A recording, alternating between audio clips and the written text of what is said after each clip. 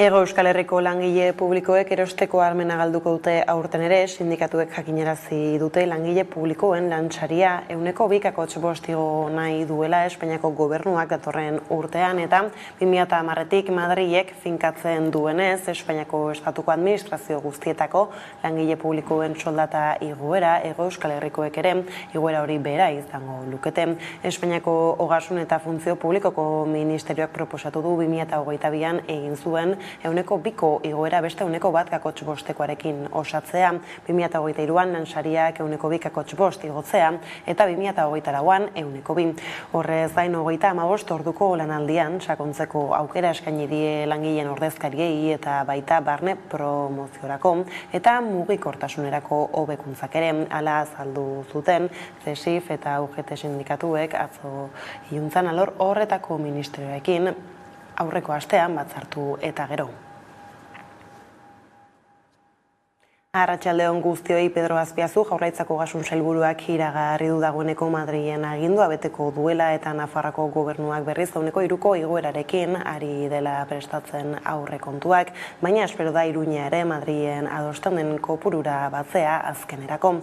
Gurean Michel Lakuntza, ELA sindikatuko idazkari nagusia izan du gaur magazinean gonbidatu nagusi gisa, eta administrazio publikoko langileen soldata 3 urteko epena 8% igotzea lotsagarritzat jo du.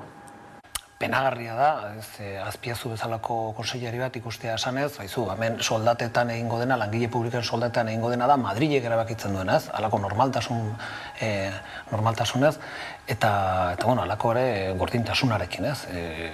Onartzen, herri honek ez dituela izan behar eskuduntza minimoak gauza batzuk kudeatzeko, ez? Eta guk hemen bi gauza esate ditugu, batetik, hemen badago auzi bat, Madrilen eman behar den borroka bat, eta guk esaten dugu hemen EH Bilduk eta PNVek planteatu behar dute Madrilen hurrengo aurrekontuekin lotuta zer gertatzen den Espainiatik jarri zaigun muga honekin, ez?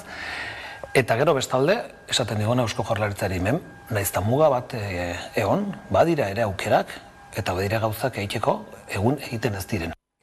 Laster helduko diogu berriz gaiari, lehenago baina bada ekonomiaren bueltan zer aipatu. Muniainen 42 urteko abeltzain bat hilda bart goizean. Lan egiten zeuden etxaldean gertatu da istripua, bularrean adarkatu du orain batek eta bertan hilda gizona. Larrialdi zerbitzuek eguerdi aldera jaso zuten abisua, saiatu ziren gizona suspertzen, baina ezin izan zuten, odol asko zuen galdua ordurako. Bestaletik ingurumenari lotuta, ekotopaketak egin dituzte 3 egunez Portugaleten krisi ekosoziala erdigunean jarriz 500 parte hartzaile inguru izan dira eta behin jardunaldiak amaituta, asteburuan bildutako borroka eta indarrei jarraipena eta forma emango dien tresna batean beharra azpimarratu dute. Eragile berri bat sortzeko lanean arituko dira datozen hilabeteetan. Planteamendu hori 3 egunetan garatuz joan da ekotopaketen lehen egunean parte hartu zutenei egindako galdera batetik abiatuta entzun. Eta galdera da, behar aldu Hego Euskal Herriak tresna, eragile, alderdi, plataforma ekologista berri bat? Bizkaian Urdaibain eraiki Asmoden Guggenheim museo berria ere hizpide dugu gaurkoan, izan ere Unai Rementeria Bizkaiko aldun nagusiak iragarri du aldundiak dagoeneko lantalde bat kontratatu duela ekimenaren arkitektura, ingurumen eta paisaia proiektua diseinatzeko eta 5 hilabete barru prest egongo dela. Bestalde esan du Guggenheim Urdaibaik hilabete batzuk baino ez dituela irekiko urtean bisitari kupo maksimoarekin. Este museo pretende ser ejemplo en todo, también en la parte de los accesos. Udalerri bihurtzeko azken unetan da Usansolo eta urriaren 15an jai giroko manifestazio bat egingo dute eguerdiko 12etan Unkina plazatik abiatuta desanexioaren alde. Usansoloko bizilagunek 40 urteko ibilbidea egin dute udalerri bilakatzeko. Urte horietan behin baino gehiagotan egin dituzte herri galdeketak, baina ez dute udalerri bihurtzea lortu orain arte. Bizkaiko Foru Aldundiak desanexioaren proposamen akordioa aldeko txosten batekin eraman zuen Bizkaiko batzar nagusietara eta Usansolo herria plataformaren arabera ez dirudi udalerria sortzaren aurka bozkatuko duen alderdi politikorik dagoenik. Batzar nagusietako hurrengo bilkuran bozkatuko dute desanexioa onartzen duten ala ez, baina oraindik ez dute jarri bilkura egiteko datarik. Desanexioari buruzko hainbat herri galdeketa egin dituzte azken urteetan, aurtengo martxoan, azkena 63,2 izan zen parte hartzea horretan, eta 41,4 bozkatu zuten udalerri izatearen alde. Espainiako legearen arabera gutxienez 5.000 biztanle izan behar dituzte udalerri bihurtu nahi duten auzoek, baina Bizkaiko Foru Aldundiak dio auzoak 2.500 biztanletik gorakoa izan behar duela. Egun 4.635 pertsona daude Usansolon erroldatuta. Eta politika arloan nazioartera begira bozkatu zuten brasildarrek atzo eta bai PT langileen alderdiko presidente gai aurrerakoiak Lulak lortu zituen boto gehien 48,4 baina ezin izan du 50% langa gainditu ordean eta horren bestez Jair Bolsonarorekin lehiatuko da bozen bigarren itzulian datorren urriaren 30ean. Behin-behineko presidente ultraeskuindarrak botoen 43,23 bildu ditu. Botoen 89,19 ordea da kontatu dituztenak oraingoz. Kontuan hartuta inkestak zer ari ziren adierazten Bolsonaro kanpainan ibili da, aizatzen iruzurraren mamua eta esan izan du ez zela fio hautestontzi elektroniko ez 1996tik dute sistema hori. Ez du Lularen garaipena aitortu, baina emaitzak onartu ditu Alderdi Liberaleko presidente gaiak. Boten 90% pasan bildu dute Lularen eta Bolsonaroren artean. Boto gehien bildutako presidente gaietan, hirugarrena Simone Tebet zentro eskuineko hautagaia izan da, eta laugarrena Ziro Gomez sozialdemokrata. Hain zuzen, datozen 4 asteetan, bi horien bozkazaileak erakartzen ahalegindu beharko dute PTkoak eta behin-behineko presidenteak. Horrela Lulak aurreikusi baino alde txikiagoa atera dio Bolsonarori hauteskundeen lehen itzulian. Bada gurean Jon Kortazar Euskal Herriko Unibertsitateko Geopolitika taldeko kideak erreparatu dio emaitzok utzi duten egoerari. Venezuelako edo Boliviako presidenteak ez hain ikonikoak, hain mediatikoak, hain karismatikoak euren errealitatetik kanpo. Eta baliteke ezkerraren erreferentzia berria bihurtzia Lula hain zuzene politiko oso ezaguna da, eta kontutan izan behar dugu baita ere esperientzia izan duela agintari bezala, eta bestalde aurkeztua daitekela botere zaharren biktima bezala.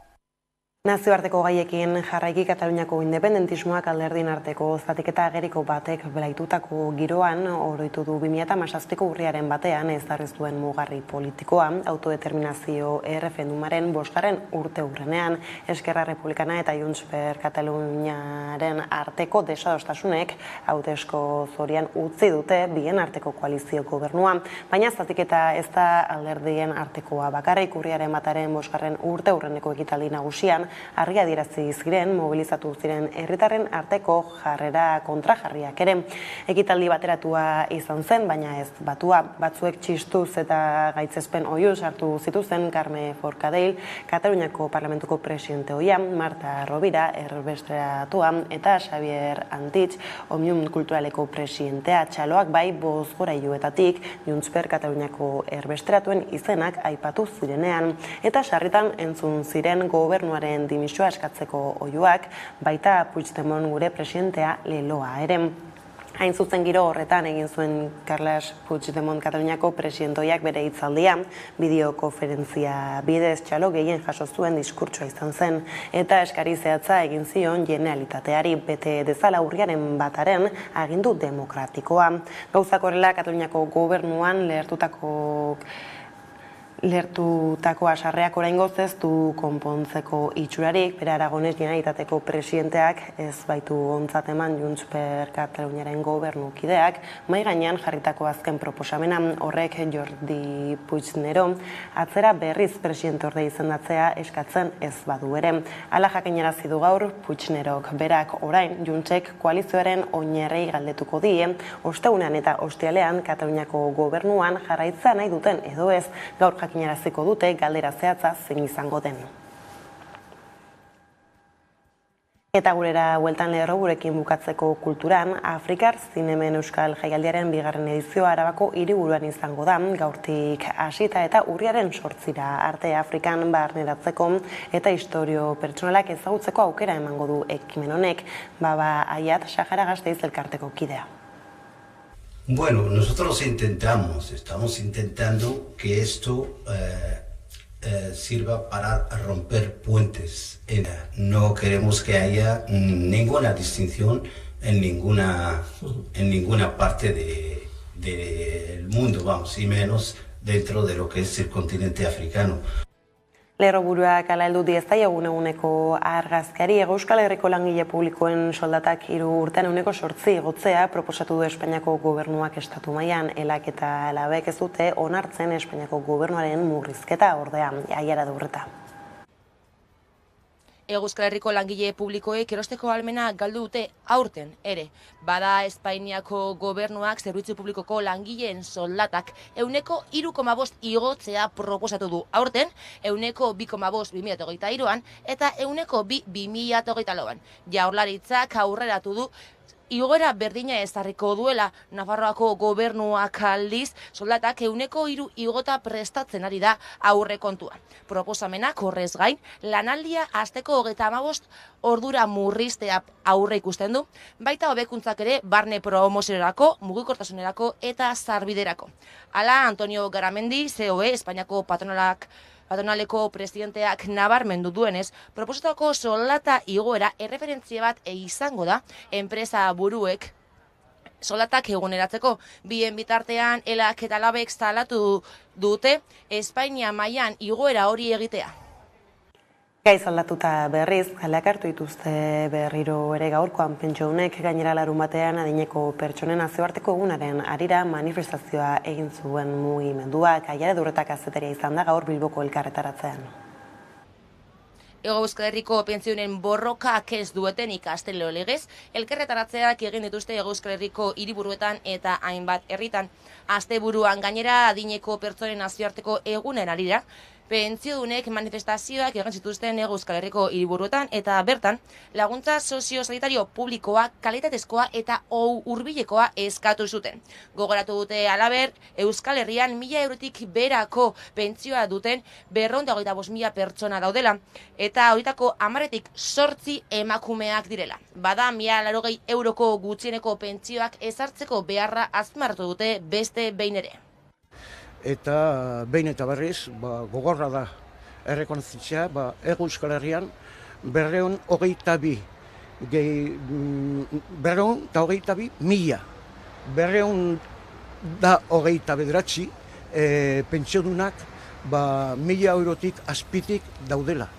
Eta horien artean 10tik 8 emakumeak.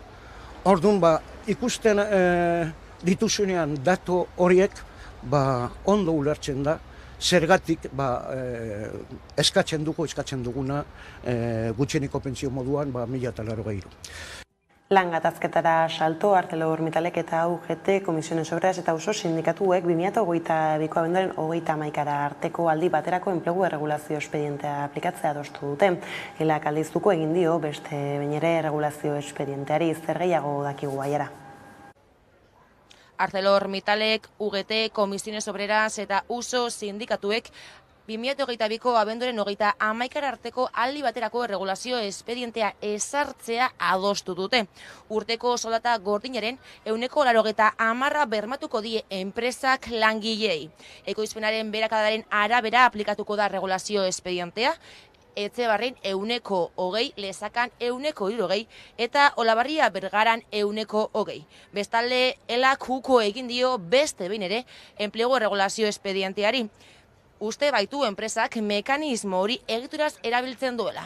Esateko ez da izan sorpresa bat, espediente honen bukaera, oso itxurazkoa izaten da enpresa honetan azkenean UGT Komisionesek eta Usok horrelako akordioak sinatzea.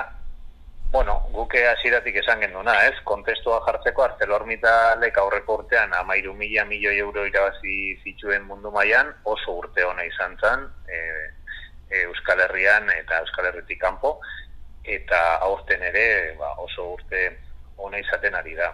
Nola ez, enpresa eta lantoki asko dauzka, eta batzuetan, lehen ez gainizka egon daitezke, eta beste batzuetan, momentu batzuetan hankarga horiek jeitsi egiten dira. Ez dago justifikazio gure ustetan espedienterako, eta dena esateko uste dugu zuzendaritzak hori badakiela. Ordea Globoko banatzaileak langileak direla eta ez autonomoak aldarrikatu du beste behin LAB sindikatuak. Hain zuzen ere Globoko langileen eskubideak bermatzeko ekimen juridiko bat aurkeztu du LABek eta horren azalpenak eman ditu goiz honetan Garbine Aranburu idazkari nagusiak adi. Langileen kontrako delitu larri eta jarraituagatik Globo salatu du LAB sindikatuak. Asko dira arlo laboralean Globoren aurka LABek irabazi dituen prozesuak. Sindikatuaren ustez gainera horietan guztietan azaleratu da Globoko langileak ez direla autonomoak, besteen kontrako langileak baizik. Kontratazioan ematen ari den iruzur hori onartzea eta beraiek duten lan harreman eredu hori besteren konturako langileak direla aitortzea. Eta horretarako gizarte segurantzan beste langileen eskubideekin parekatuz lan egiteko duten eskubide hori aitortzea izan da lehen helburua.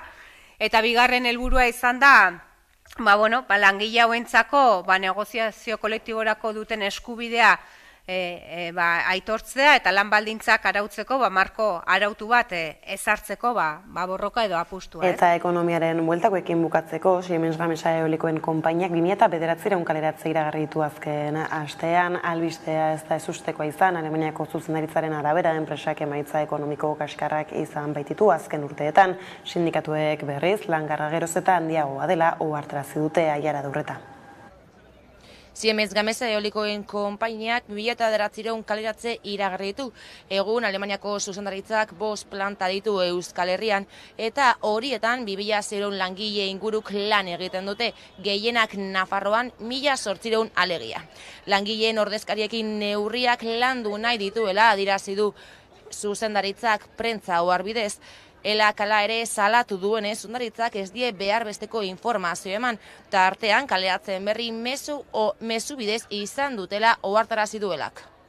Salatzen dugu nola, email batez enteratu gara, eta aldi berean, notizia prentza filtratu da.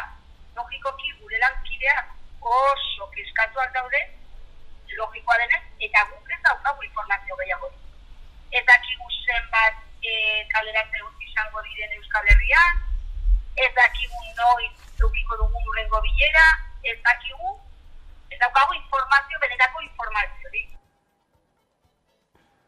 Aipatu dugu Lerrouretan ere 3 egunez ekotopaketak egin dituzte Portugaleten, krisi ekosoziala erdigunean jarriz 500 parte hartzaile inguru izan dira, eta behin jardunaldiak amaituta asteburuan bildutako borroka eta indarrei jarraipena eta forma emango dien tresna baten beharra azpimarratu dute.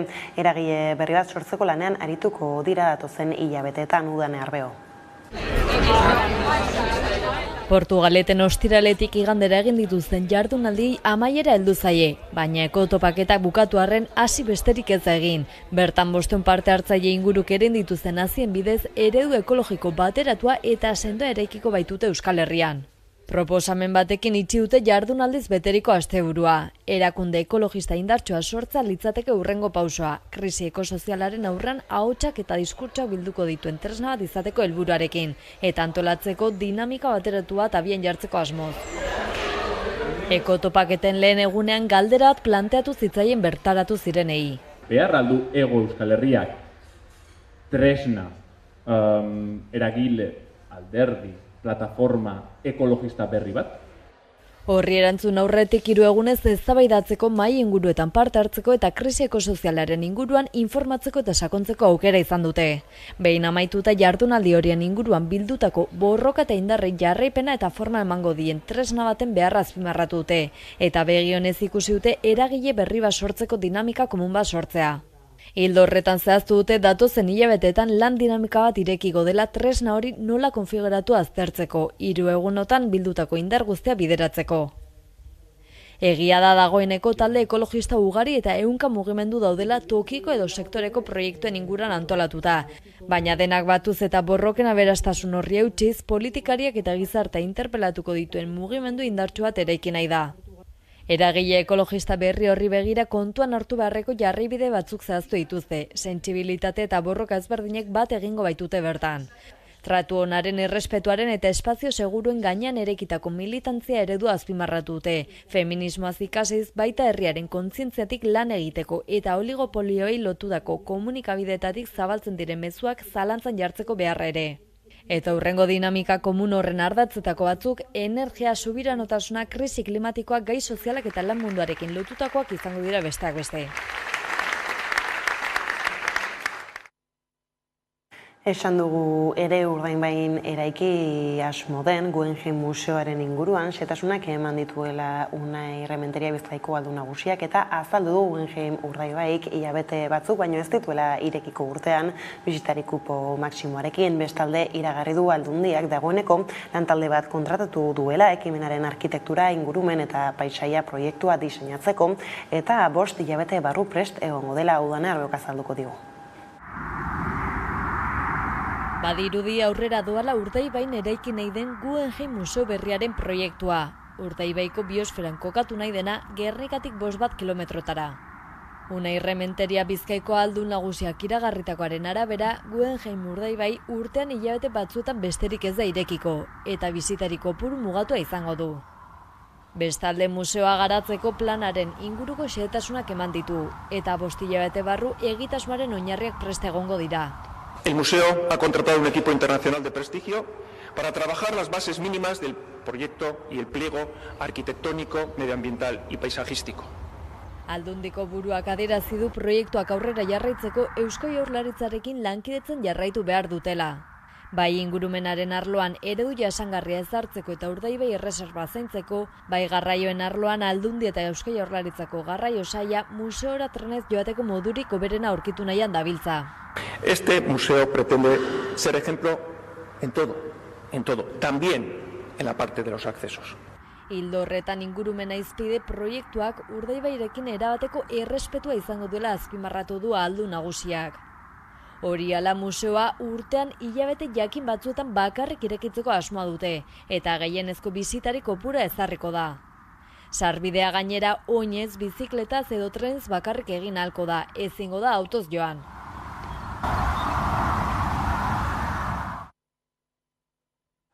Aro berriko lehen kilometroak ospatu dituzte Ibarran ala izendatu dute behintzat Gipuzkoako ikastolen aldeko jaiko antolatzaileek eguraldia lagun jendetza elkartu da Uzturpe ikastolako patioa egokitzeko erabili nahi dute gainera festan lortutako dirua.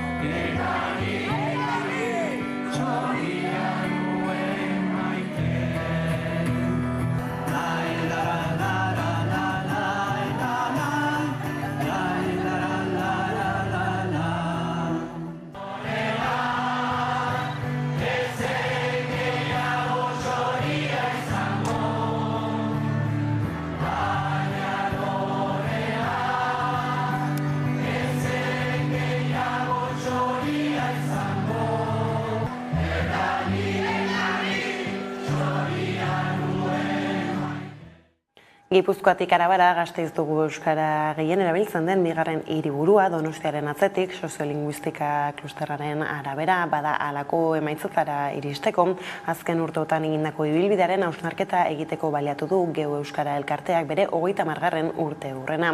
11ko Gasteizko lantaldea izan da haiekin ikusi. Geu elkartea 1982 urtean jaio zen helburu zehatz batekin, Gasteiz euskalduntzea. Euskararen erabilera sustatzea eta euskaldun eta euskaltzaleen komunitatea trinkotzea ditu helburu nagusi. Baina ibilbidea ez da laua izan, euskaldun askoren ilusio eta borondateari esker egin du aurrera. Sortu zen magisteritzako eskolan, bertan mugimendu bat sortu zen ikusita euskaldunak Gasteizera etortzen ari zirela, baina euren artean ez zutelako inolako konexiorik, ez ezer. Orduan besterik gabe bildu ziren horrela elkar ezagutu gabe, eta nahiko modu informalean eta bilera horretan sortu zen geu. Aurten elkarteak 30 urte bete ditu eta hausnarketa egiteko momentua da. Azpimarratzeko bilakaera egon da Arabako hiriburuan eta datuek hori erakusten dute. Soziolinguistika klusterraren arabera, euskararen erabilerari dagokionez, Gasteiz hiriburuen artean euskara gehien erabiltzen den bigarren hiria da, Donostiaren atzetik. Proiektuak indartzen joan gara, indarrandiena duena nik uste dut direla mintzalaguna eta isialdiko gauzak, eta mintzalagunean azkenean parte hartzen du Gasteizko jende pilo bat, eta gero isialdia ere asko mugitzen da. Orduan hor familiekin hori euskara sustatzeko gauza pilo bat egiten ditugu, eta nik uste dut horrela pizkanaka ari garela lortzen hori ez, Gasteiz pizka bat gehiago euskalduntzea. Erabilera Gasteizen asko igo dela eta ezagutza ere. Eta gaur egun uste dut bagarela Euskal Herri osotik bigarrenak. Lehenengokoak, zenbaki altuenak dituztenak dira Donostikoak, da bigarrenak Gasteizen. Bilbo eta Iruña da ostean. Orduan horrek asko esaten du, hasiera batean Gasteiz zen oso euskalduna eta 30 urteetan esan daiteke bilakaera oso positiboa dela, eta horrera begira igotzen goazen. Aurrera pauso aipagarriak eman direla argi ikus dezakegu. Hala ere asko dago egiteke eta hobetzeke. Eta horretarako ezagutu behar ditugu zeintzuk diren gizartearen ahuleziak. Azken aldian bada lantzen ari garen metodologia bat edo mugimendu bat, euskararen sozializazioa, non esaten den bizitzako esparru guztietan sustatu behar dela edo landu behar dela euskararen erabilera, ez? Orduan pizkat hildo horri jarraiki, geu elkartean aizia eta astialdiko esparru desberdinak hartzen ditugu, ez? Eta saiatzen gara hoietan euskara edo txertatzen, edo sustatzen, edo indartzen, ez? Geu Gasteiz euskalduna irabazi asmorik gabeko elkartea da, gaur egun 800 bazkidetik gora ditu eta lan voluntarioa egiten duten pertsonez gain, soldatapeko 8 langile ditu. Kulturarlora saltoa aipatugu lerroburuetan ere gaur da hasteko Afrikar Zinemen Euskal Jaialdiaren bigarren edizioa Gasteizen Nerea Garzia. Afrikaldia jaialdiak bigarren edizioa antolatu du eta Gasteizen dozena bat emanaldi eskainiko ditu. Afrikan barneratzeko aukera izango dugu. Aurten hausnarketa sakona egitea nahi dute, eta hasieratik hausnarketa egitera deitu dute edizio honetako kartelarekin. Atal ofizialak fikziozko 6 film luze eta 6 dokumental proiektatuko ditu. Azpimarratzekoa da ekoizpen lanetan 20 herrialde baino gehiago sartuta daudela.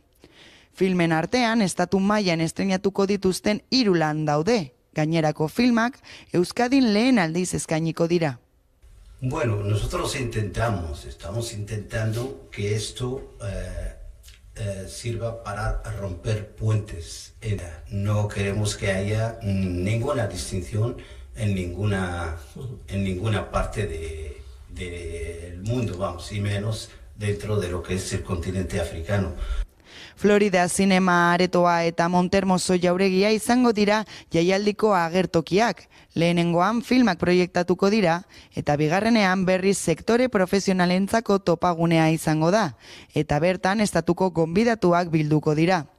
Gainera, aurten jardunaldi akademikoak egingo dira, Afrikako kultura EHUko ikasleengana gerturatzeko asmoz eta Arabako kampusean 4 film eskainiko dira.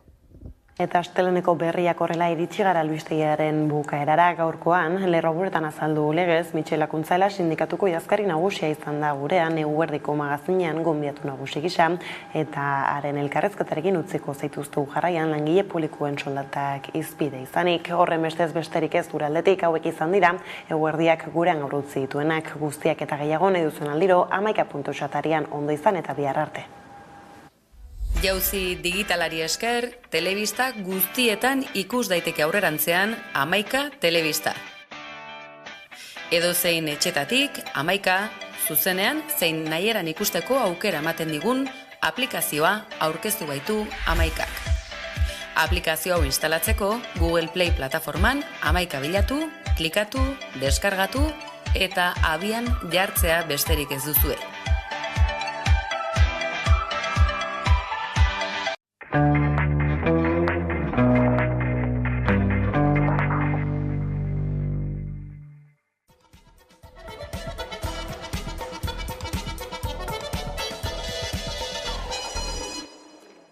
Egunero legez, eguneko elkarrizketari atea irekiko diogu, horretarako gaurkoan gurekin dugu Mitxela Kuntza, sindikatuko idazkari nagusia, eguerdio, ongi etorri.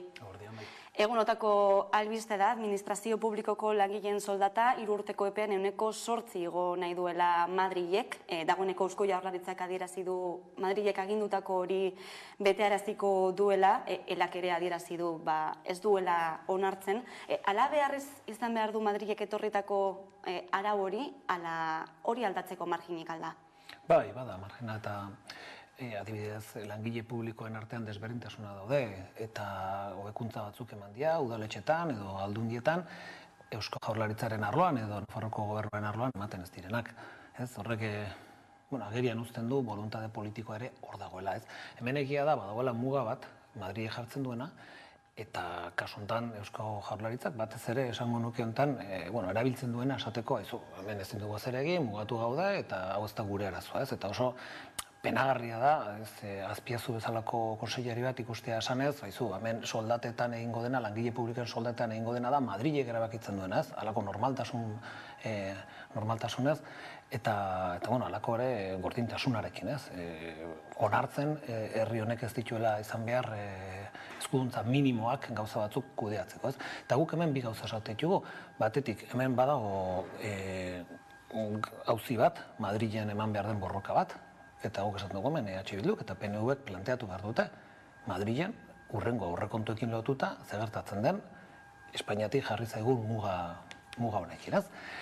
Eta gero bestalde, esaten diguna Eusko Jaurlaritzari hemen, nahiz eta muga bat egon, badira ere aukerak eta badira gauzak egiteko egun egiten ez direna. Eta hori da funtsian planteatzen duguna, baina jakina badagoela bide bat eta esploratu behar den bide bat da hori. Baina horretarako borondatea ikusten duzu dagoeneko aipatu dutelako, esan dutelako, onartuko dutela Madrildik datorren agindu hori. Bai, nik uste dute boluntaderik inondik inora. Nik uste dut hori realistak izan behar dugu, eta gure ustez, obintzat ELA sindikatoren ustez, presionatzeko ere testu ingurua da, eta gaur bertan iragarri dugu gure ustez mobilizazioetara jo behar dugula, beste sindikatuekin hitz egiten ari gara, besteak beste, Azpiazuk egiten dena egiten baldin bada, hau da Madrilek esaten duena, hemen betetzen baldin bada, langile publikoek azkenengo 10 urtetan 20% erosalmena haren galera izango dute.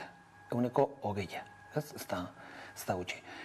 Eta gu planteatzen dugu, hemen presio sindikal bat egin behar da, eta gure ustez beste sindikatuekin ere bai, gai zen beharko genuke, halako gai bat ere herri honen politikaren erdigunean kokatzeko.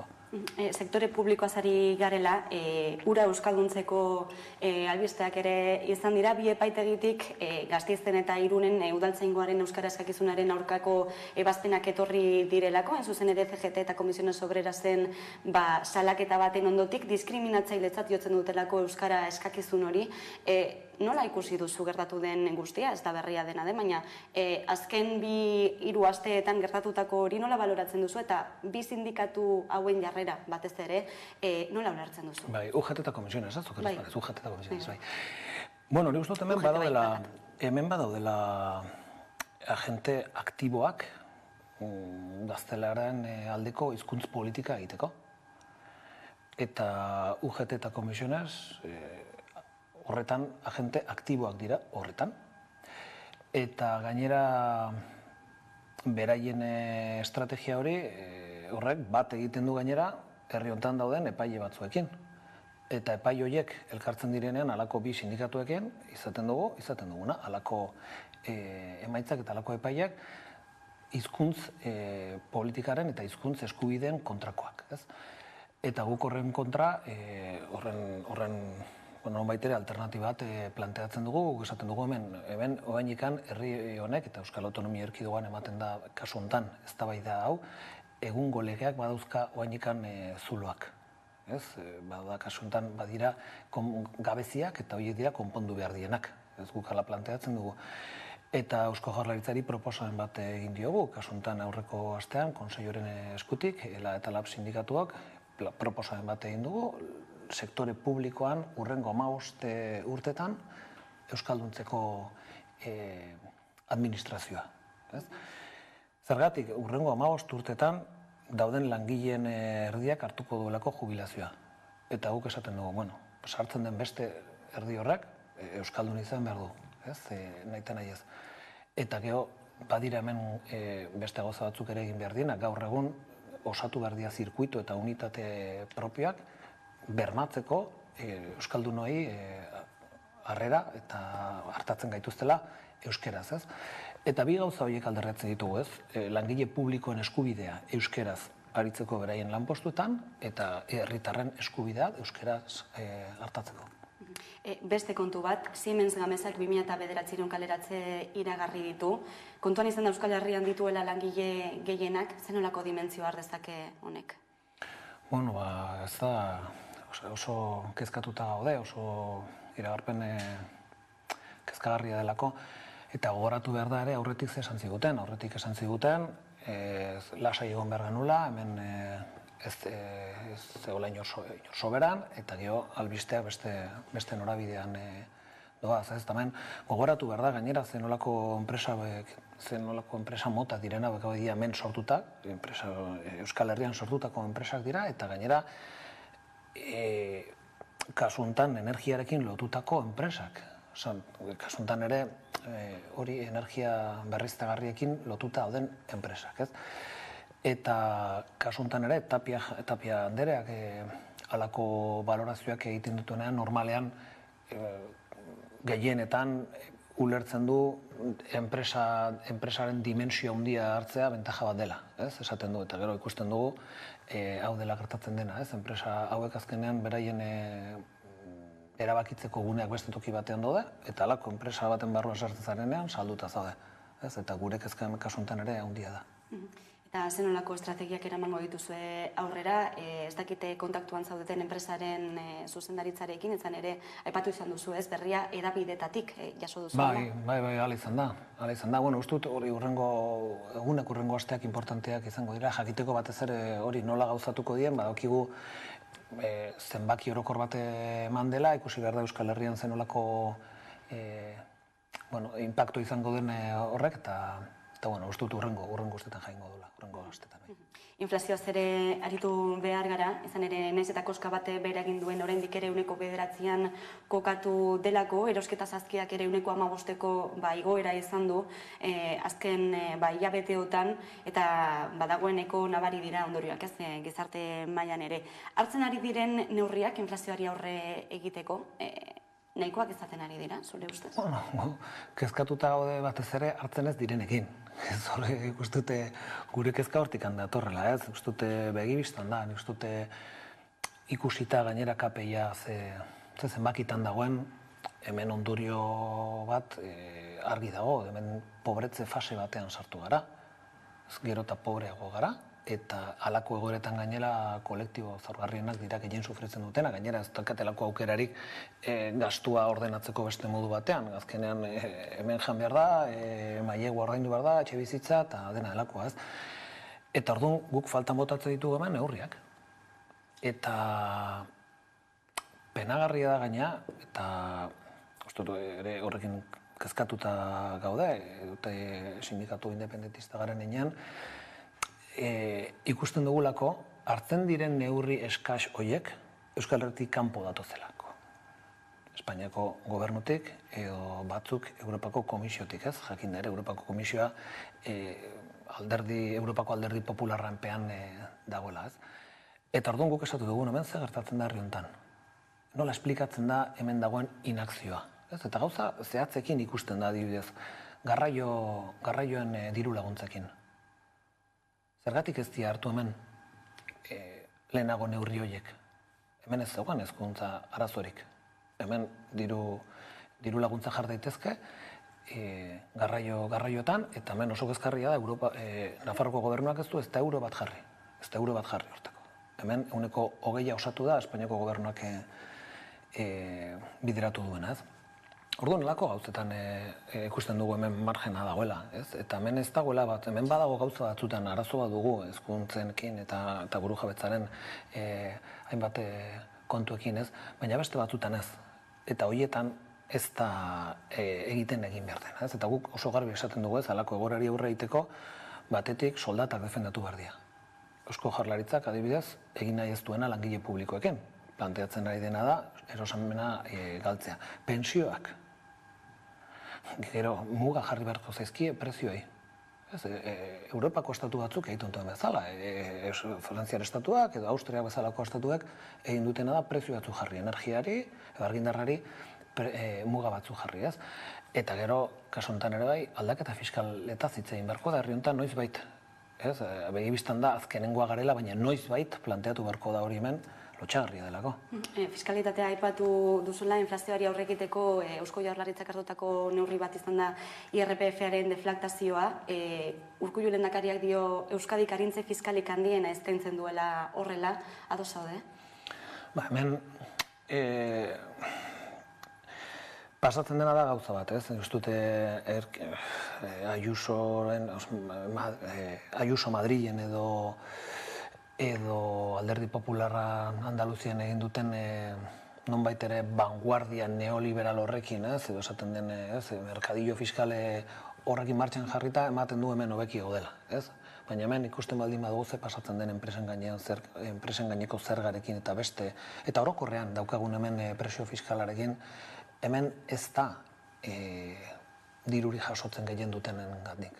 Hori da, herri honetan pasatzen dena, ez? Eta azkenengo postutan gaude Europarekiko alderatzen baldin badugu, jakindare Europan diru gehiago jasotzen dela administraziorako ekonomiatik, eta hori ez da hemen pasatzen, ez? Eta Urkulluk badaki hemen arazo bat dagoela, injustizia fiskala dagoelako, baina ez da ikutu nahi, ez? Eta nik uste dut daudela pasatzen den hau, eta ez dugun ezer ikutzen, ez?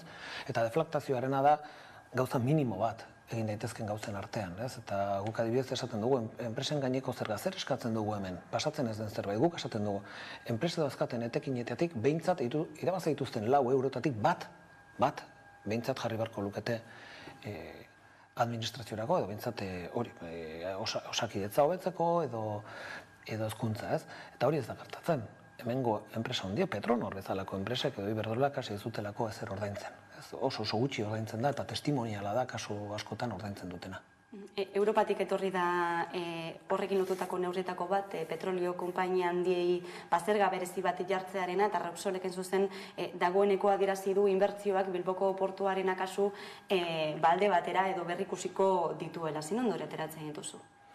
Esango nuke gainera planteatzen diren gauzak Europatik kasuntan, eta ez konbizioaren gatik ez da hemen Europako Komisioa oin ezkerrekoa, ez, egin dela eta ez, dakate oin behar bat eta badakite hemen emergentzia botoia non dagoen, ez, da oin da interbentzio publikoa, ez, baina ez da ontan siniste dutelako, baizik eta beharra dutelako eta gauza batzuk egin behar dituztelako, ez.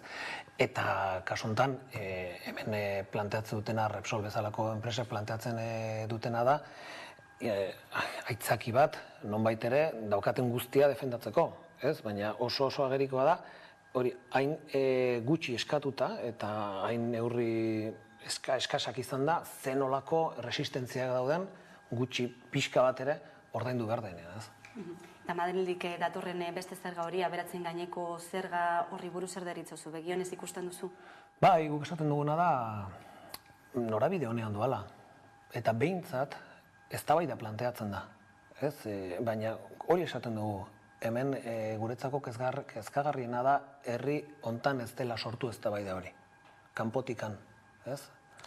Datorkigula, kasu hontan Espainiako gobernutik, ez? Eta horrek badu guretzako gainera ere herri bezala ere irakurketa bat, ez?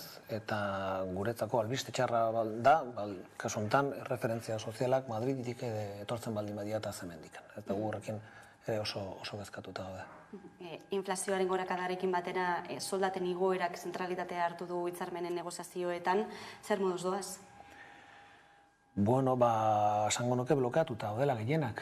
Blokeatuta patronalak, kasu honetan, Confebaskek antolatzen dituen patronalak, eta Nafarroan ere gauza bere pasatzen da, patronal horiek erabaki bat hartu dute.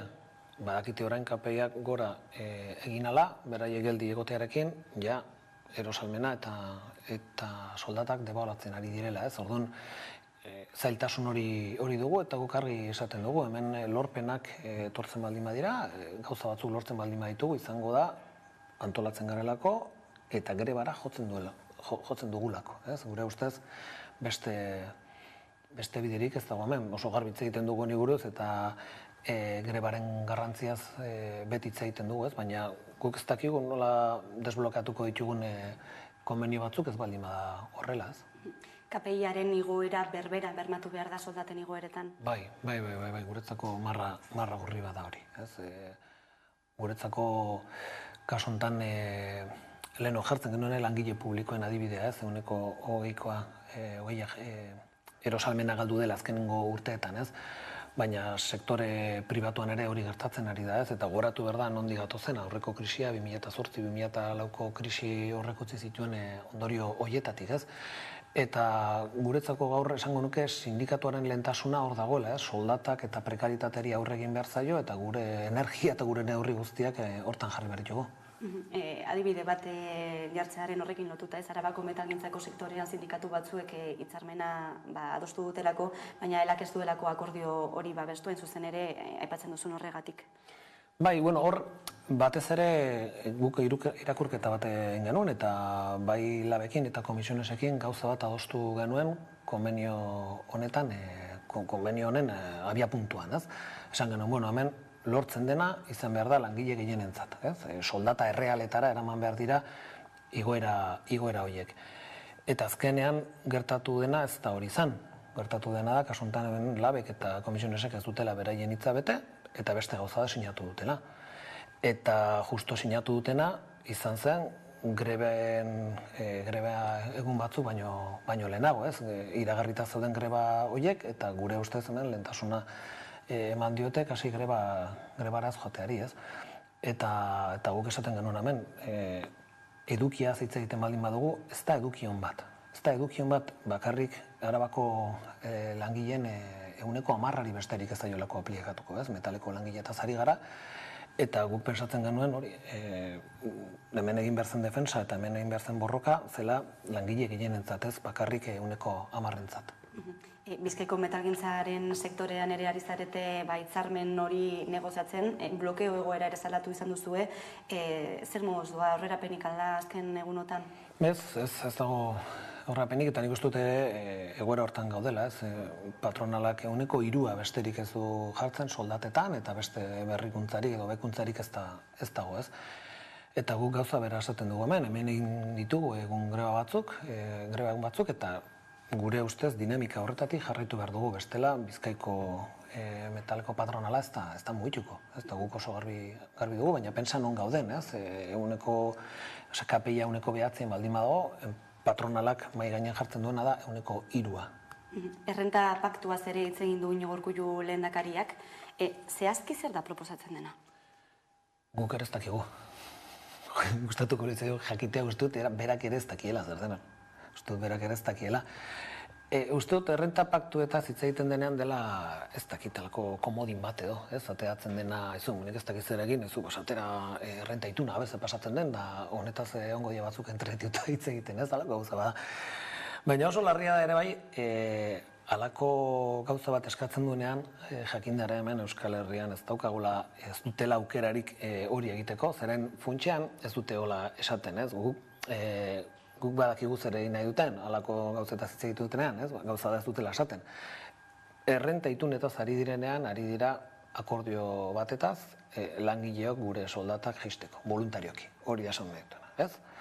Eta kasu honetan, are larriagoa da gainera, egiten duen aldarri bat Madrilera zuzentzen duelako gainera. Esaten du, hau da, estatu auzi bat, eta Madrilen hitz egin behar da honi buruz, ez? Beste behin ere, Madrilgo erreferentzia da, hemen herri honetan hartzen duena gobernu honek. Testu inguru ekonomiko guztionen aurrean, ELA sindikatuak hartuko duen estrategia zein da? Bueno, gutxi gora bera, azaldu dizudana. Nik uste dute oso kezkatuta gaude ematen den pobretze fase horrekin, bizitzaren garestitze horrekin, eta nik uste dut gure aldetik bi bide daudela batez ere ez, negoziazio kolektibotan, enpresetan egin behar duguna da batez ere soldaten defensa, eta jendea antolatu hori soldata horiek lortzeko, eta gero bestalde ere bai neurrietaz hitz egiten ari garenean, hemen presio sindikal bat eta soziala egin behar da herri honetan, orain arte hartu ez diren neurriek arte daitezen. Eta elkarrizketa sozialeko mailan parte hartzeko aukera zabalik da? Bueno, aukera beti, baina guk ez daukagu inongo asmo hori denbora galtzeko. Eta are gutxiago inoren gainatzeko, eta gauza oso larria da halako mai batean denbora galtzeko. Gu oso kritikoa gara dauden parte hartze instituzionalerako bideratuta dauden organoekin, gure ustez sindikatu batek horrez dauka zer egiterik. Ez da egia hortikan eragiten denik, horre herri honetan dauden organo horietan funtsian egiten dena da patronalak nahi duena, eta gobernua gainera horrekin propaganda egiten du ez. Gure ustez sindikatu baten tokia lantokietan eta kaleetan dago inongo dudari gabe. Mobilizazio ziklo berri horretan, enpresaz gain, mobilizazio bateraturen baten aukera ere egongo litzateke? Gustatuko litzaiguke, bai, horre, nik uste dute mobilizazio batzuk lantzen ari gara, udazkenerako, eta gustatuko litzaiguke, bai, aurrera ateratzea, pensatzen dugulako testu inguru honek gainera alaskatzen duelako. Greba orokorra? Ez, guk greba orokorretaz ez dugu hitz egiten, ikusi beharko dugu, beti ere, greba orokorra mai gainen euki behar da, ez, jakindaren non gauden, eta jakindare gauza ere okertu daitekelako urrengo hilabetetan, ez, baina horre ni uste dute adi egon behar dugula horre gauza batekin, ez, horre Espainiako gobernuak edo behintzat ministro batek oso garbi hitz egin duia pentsioi buruz. Eta gu badakigu Europako Komisioak Espainiako gobernuari eskatu diola pentsioetan aldaketak egitea. Eta hitz egiten ari da, gaur egun pentsiora lortzeko kalkuloaren epeaz, luzatzeaz. Eta hori izan daiteke gure ustez arrisku nabarmen bat, hurrengo hilabetetan, Europako Komisioa gainera data bat jarri diolako, eta esan du hori urte bukatu baino leheno egin behar dela reforma hori. Berez, ikusiko dugu ze pasatzen den, baina uste dute adi egon beharreko kontu bat dela. Baina eragiteko tartea ote dago, ze tartean dira Europako funtsak, ez, jasotzeko aukera hori? Bai, gutxitza egiten da horretaz, ez, baina guk beti lotu izan ditugu biak, ez, hemen daude Europako funtsak eta daude murrizketak. Eta galdetzen genuenean, zergatik ez da indargabetu lan erreforma. Esan zutelako aurretik, indartuko dugu lan erreforma, baina eta berriz ez duzten, da ez zuten egin, ez? Honekin lotuta zegoen. Eta Europako Komisio horrek jartzen dituen baldintzekin. Eta baldintza horiek daude nonbait ere bideratuta edo lidergoa hartuta batez ere enpresa handienetatik, ez? Eta orain kontu honekin pensioekin gauza bera planteatzen nahi dira. Esate dute, Europako funtsak nahi dituzue, zuen enpresa handiak batez ere elikatzeko, halako reforma batzuk egin behar dituzue, ez? Eta oso larria da. Hauteskunde sindikalak ere prestatzen ari zarete, zein helbururekin? Hauteskundeak kasu honetan sindikatu batentzako egiten dira egunero, ez? Gurea ez da politikan gertatzen den bezala, 4 urtetan behin aukeratzen diela, ez, hemen egunero, gaur bertan egingo dira Euskal Herriko hainbeste lantokietan, baina egia da 4 urtetan behin, batez ere hurrengo hilabetetan, konzentratzen direla hauteskunde asko, ez? Eta guretzako oso importantea da, gure zilegitasuna hortik handatorrelako. Gure zilegitasuna, lehen esaten dizun, ez dator elkarrizketa mahai baten esertzen garelako, edo gobernuak ematen digulako zagitzar, ez, gure zilegitasuna dago, kasuntan Euskal Herriko langileek ala ematen digutelako, eta erabaki dutelako ela izatea lehendabiziko sindikatua, ez. Hori eta gero afiliazioa, ez, horiek dira gure bi oinarri eta gure zilegitasuna hor dago, eta gero hortikan ere abiatzen dira aukerak, segunda ze ordezkaritza duzun lantoki batean, has zaitezkeia jende antolatzen eta has zaitezkeia bide horri batekin batez ere lan eta bizi baldintzako betzeko. Mitxel Lakuntza dela sindikatuko idazkari nagusia, eskerrik asko beste behin Hamaika telebistan izateagatik. Zuei, beti bezala, eskerrik asko.